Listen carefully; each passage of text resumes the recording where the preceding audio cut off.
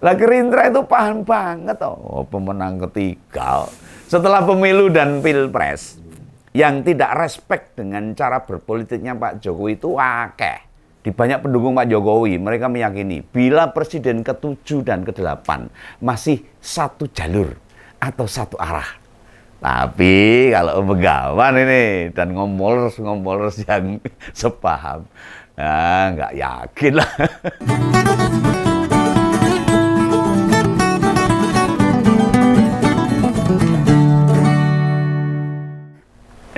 Nasib Kaisang Pangarep di ujung tanduk untuk maju di Pilkada DKI. Nah, Kaisang Pangarep sepertinya harus ngubur impian buat jadi gubernur atau wakil gubernur di DKI. Setidaknya ini di Pilkada besok November nanti. Kenapa? Ya sebab kemarin pasangan kandidat di DKI sudah dideklarasikan. Dan Kim plus plus yang berisi 12 partai mendukung pasangan Ridwan Kamil dan Suswono. Ini rencana deklarasi yang mau dilakukan kemarin malam digeser jadi sore. Ya secara pribadi Om Begawan menyebut ini bentuk kekalahan Jokowi dari Prabowo. Upayanya buat ngangkat si putra bungsu kandas sudah the end. Ya mungkin ada nih dari pendukung Jokowi bisa menyebut masih ada Banten, masih ada Jawa Tengah yang jadi tempat di mana ketua umum PSI itu akan ditaruh. Oh ya apa wae. Tapi benarkah Kaisangnya mau? Lah prediksi Ngompol menyimpulkan dirinya nggak akan mau. Gak pengennya di DKI. Masih wis wakil presiden mosok arep dadi gubernur neng desa. Maunya ya ibu kota. Mengapa Jatim dan Jabar tidak dimasukkan jadi opsinya Kaisang? Di dua provinsi itu nyaris tidak mungkin. Jatim itu ada Bukoviva bersama Mas Emil Dardak yang sudah incumbent dan punya kans untuk menang. Sementara di Jawa Barat, kandidat pendamping Kang Deddy Mulyadi dipastikan dari Golkar. Dan di Banten maupun Jawa Tengah, peluang pemilik sang pisang juga nggak lebar juga. Sempit ini. Su-suan sehingga tak sebut tadi, impian dia jadi calon gubernur atau calon wakil gubernur kelihatannya tertutup.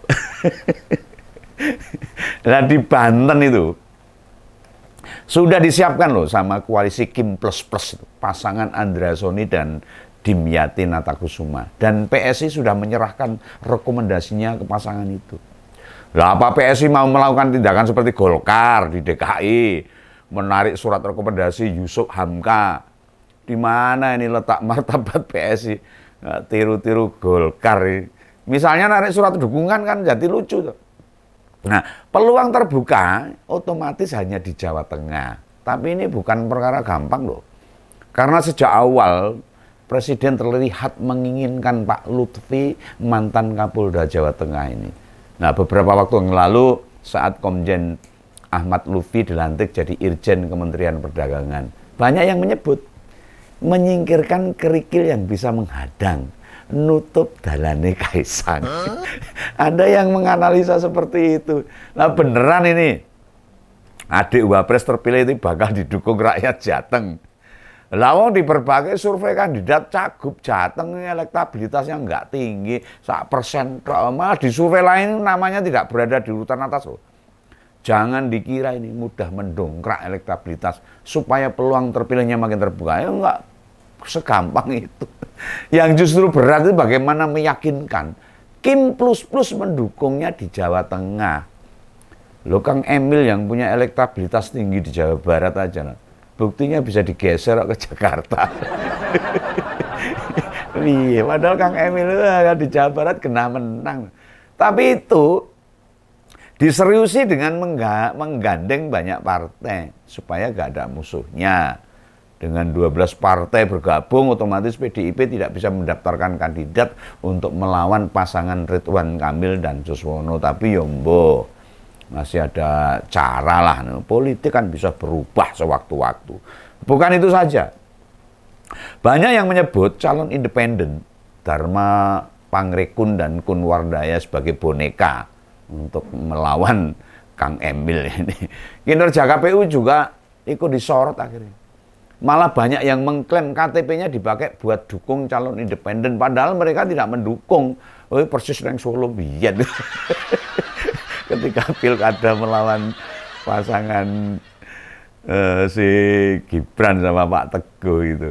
Termasuk dua anaknya Pak Anies itu juga kena itu di Jawa tidak mendukung, dikira mendukung oleh KTP-nya dipakai ini. Nah di Jawa Tengah mereka nggak bisa begitu. Kenapa? Karena PDIP punya syarat buat mengajukan kandidatnya sendiri. Jumlah kursinya wis turah-turah. Nah, malah Jenderal Andika itu berpeluang jadi calon gubernur PDIP. Jagoannya PDIP itu. Nah, beneran nih Kaisang bakal siap melawan. Yakin ini dukungannya dia tinggi. Nah, bukan malah gembosi suara kalau dipasangkan dengan Pak Lutfi. Masyarakat Jawa Tengah sekarang udah sadar, sudah cerdas lah bagaimana memilih seorang pemimpin itu, tidak mengulang kesalahan waktu Pilpres. Lah apa yang terjadi di Jakarta? Nah, tiba-tiba mak bedunduk calon independen bisa lolos. Ini KPU ini harus disorot. Ini KPU nih orang cetro ya di demo aja. Nah, perlu copot semua itu KPU. Nah, orang cetro cara-cara bekerjanya itu. Kalau dengan meloloskan hal-hal yang tidak benar gini bisa di demo aja ini. Ini mencerminkan demokrasi kita sebagai pseudo. Demokrasi jadi demokrasi yang seolah-olah, seakan-akan, sekonyong-konyong demokrasi. Ben diarani demokrasi. Nah di sini makin mempertontonkan rakyat benar-benar dikadalin. Iya, dikadalin soal demokrasi. Nah, makin runyam lagi, dikirim dan dikasih sembako. Mereka sudah bahagia masyarakat itu. Lah merasa demokrasi kita ini baik-baik saja. Lah dalam pikiran Begawan, ini belum yakin 100% bila Kaisang batal nyagup atau nyawagup. Pasti ya piye carane loh. MKM aja bisa. Geser Kang Emil ke DKI aja mampu. Apa yang tidak bisa? Ayolah, maju terus. Nah, sementara sampai sekarang pintunya terlihat tertutup. Kelihatannya itu nek menganut analisis lurus loh. Kalau ini benar-benar pandangan Begawan itu lurus, tapi kan mereka enggak. Menurut teori-teori konspirasi politik. Dulu sempat tak dengar itu. Ada yang mendorong Kaisang jadi wakil gubernurnya Kang Emil di Jakarta. Ya bayangannya ini kalkulasi politik aja lah. Setelah dilantik 1 atau 1,5 tahun, Kang Emil dijadikan menteri oleh Pak Prabowo. Gitu. Kang Emil jadi menterinya Pak Prabowo, otomatis Kaisang akan jadi gubernur DKI. Kan menek tangga seperti itu, karepe itu. Jadi jabatan gubernur yang dia dapat ya dari edisi giveaway atau hadiah. Karena gubernurnya jadi menteri. Akhirnya wakilnya naik, ini karepe itu loh. Nah, bila ditaruh di Banten atau di Jawa Tengah, apakah Pak Andrasoni atau Pak Lutfi ditarik jadi menteri? Ya bisa terjadi seperti itu. Atau dijadikan duta besar lah, bisa juga. Sehingga adiknya wakil presiden terpilih ini bisa jadi gubernur. Oh sisan oh. Kabeh ben menjabat, pek kabeh ra apa-apa lah. Cuman berbagai gambaran ke sana. Begawan belum mendapatkan. Apa sih faktornya yang bikin Pak Lutfi atau Pak Andrasoni ditarik ke pusat ya kelihatannya belum ada. Yang penting untuk kita cermati, digelarnya Munaslup Golkar 20 Agustus besok. Nah, kok besok? Hari ini tanggal 20 ini. Pak Bahlil yang sudah hampir pasti jadi ketua umum, akankah membayar dengan dukungan pada Kaisang?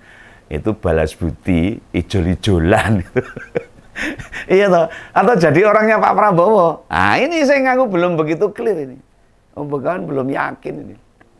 Faktor ini tetap mesti kita kedepankan. Posisinya orangnya siapa ini harus ditunggu. Lah di Pilgub bakal mendukung siapa ya kita lihat aja nanti. Ini juga bagian dari ekses pertarungan Pak Prabowo dan Pak Jokowi. Sama-sama nggak rela. Ya sama-sama kuat. Yang satu belum pensiun, yang satu akan menggantikan selama 5 tahun.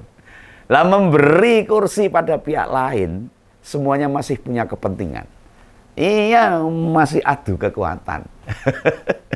Yang satu begini, yang satu begitu. Nah, setidaknya Pak Jokowi pengen programnya masih jalan.